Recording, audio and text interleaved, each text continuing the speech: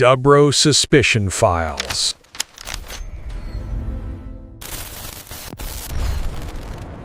So, picture this. The mid-1960s, a small town in West Virginia called Point Pleasant. This town becomes the backdrop for two totally incredible and seemingly separate stories. One is a terrifying tale of a winged monster haunting the skies.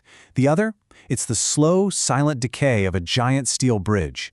For 13 months, these two narratives just run side by side, and to one freezing evening in December when they crash together in one single catastrophic event. Okay, let's break this down, because it's a wild ride. On one side, you've got pure, unadulterated mythology, a winged harbinger of doom, seen by over 100 people. On the other side, you have cold, hard mechanics, a catastrophic engineering failure, all hinging on one single point of failure. One story is a 13-month paranormal mystery, the other, a 20-second collapse of twisted steel. So how on earth did these two stories become one? That is the question, isn't it? It's the heart of what we're calling the Point Pleasant paradigm.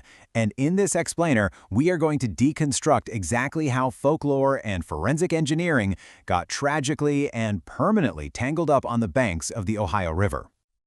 All right, first up, the monster. Because to really get a handle on the Mothman, you first have to understand the town itself, its whole psychology. You see, long before anything with wings showed up, Point Pleasant was already a place steeped in some pretty dark legends. It was a place that was, you could say, primed to see monsters in the shadows. The foundation for all this anxiety was laid almost 200 years earlier with the story of the Shawnee leader, Chief Cornstalk. Legend has it that after he was murdered under a flag of truce in 1777, he cursed the land with his dying breath. And every time his remains were disturbed over the years, like they were again in 1954, that old legend just got a little bit louder, a little more real in people's minds. And this curse, it wasn't just some old ghost story. It became, this cultural bucket for the town's misfortune. For generations, if there was a flood, a fire, any kind of tragedy, it was often chalked up to Cornstalk's vengeance. It created this ready-made supernatural explanation for anything that went wrong. And then, it happened. On a cold November night in 1966, it was like that curse literally crawled out of the ground.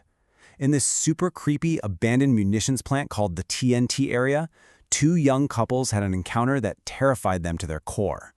What they told the police wasn't just some big bird. No way. They described a gray, man-like thing, 6 or 7 feet tall, with no head, but with these huge, glowing red eyes in its chest. And it chased their car at over 100 miles an hour.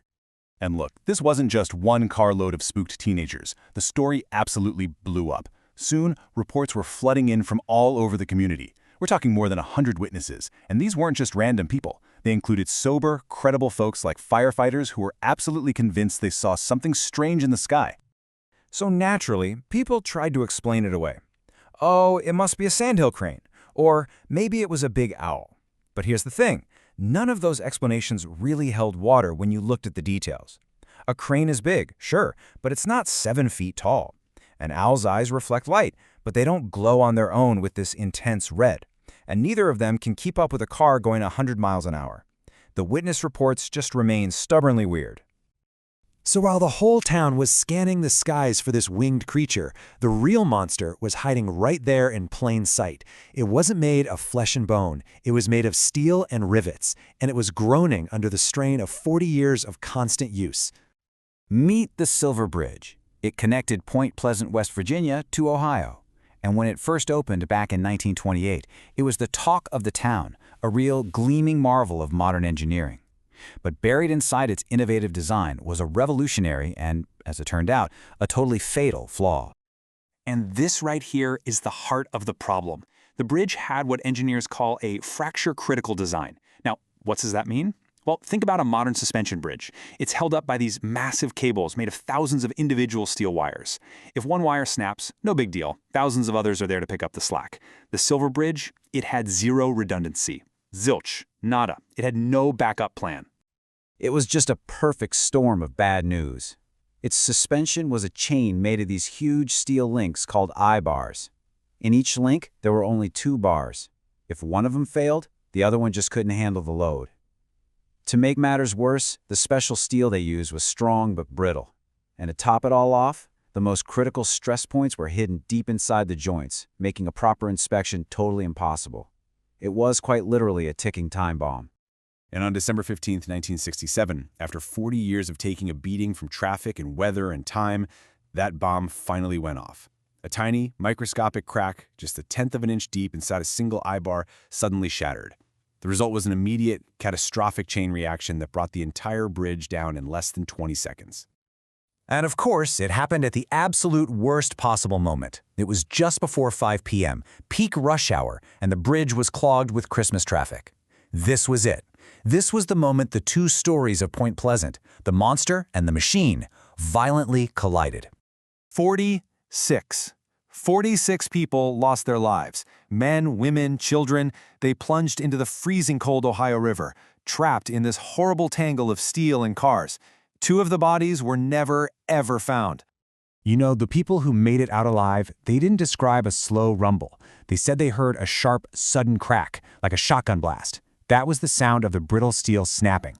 For drivers on the bridge, like Charlene Wood, the road in front of them just vanished. The bridge didn't crumble. It just folded like a house of cards and disappeared into the water. So, in the wake of all this, you have a town just shattered by this unimaginable loss. But you also have an entire nation waking up to a terrifying new reality about the very infrastructure they trusted every single day. The biggest, most concrete thing to come out of this tragedy was a total revolution in safety. Believe it or not, before the Silver Bridge collapse, there was no national standard for inspecting bridges. This disaster directly led to the Federal Aid Highway Act of 1968, which created the National Bridge Inspection Standards. It's a system that has, without a doubt, saved countless lives since. So, what about the Mothman? After the bridge collapsed, the sightings just stopped. And it was so easy for people to connect the dots, to look back and say the creature was a warning, some kind of angel of death. But the truth is, there was never any proof it was a warning. The Mothman legend simply became a powerful story, a way for a community to process a trauma that was just too technical, too random, and too horrible to really wrap their heads around. And that leaves us with this really fascinating question, doesn't it? Is it easier for us, for our brands, to invent a supernatural monster that warns of doom than it is to accept the terrifying and frankly mundane reality of a microscopic crack in an old piece of steel? It's a question that really gets to the heart of how we as people make sense of disaster.